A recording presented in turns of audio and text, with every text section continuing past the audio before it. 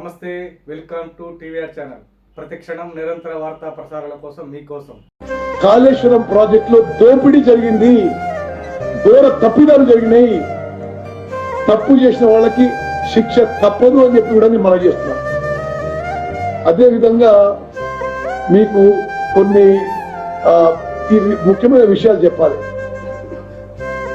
ఈ రోజు వరకు కూడా తుమ్మడి అట్టి నుంచి మేడిగడ్డకి ఎందుకు షిఫ్ట్ చేసిండ్రో అసలు దానికి స్పష్టంగా ఏనాడు వాళ్ళు సరైన క్లారిటీ ఇవ్వలేదు.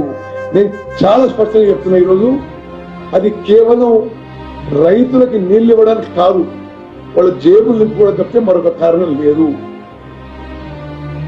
మీడియా మిత్రులు ఒక చాలా ముఖ్యమైన విషయాన్ని మీరు గమనించాలి.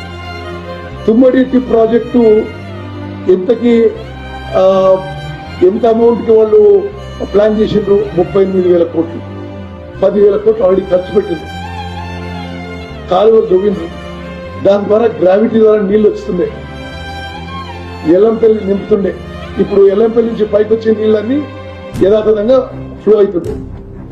అంటే మీరు కాళేశ్వరం ప్రాజెక్టులో 38,000 కోట్లకు పూర్తయ్యే తుమ్మడిటి పక్కన పెట్టి 1,00,000 కోట్లు ఖర్చు పెట్టిండ్రు. సుమారు 62,000 కోట్లు ఈ రాష్ట్ర ప్రజల అమూల్యమైన సొమ్ముని వృధా చేసిండ్రు. అదే 62,000 కోట్లు మీరు తుమ్మడి అయితే కట్టి ఉండే ఇప్పటి వరకు పూర్తయ్యేది 16-17 లక్షల ఎకరాలకి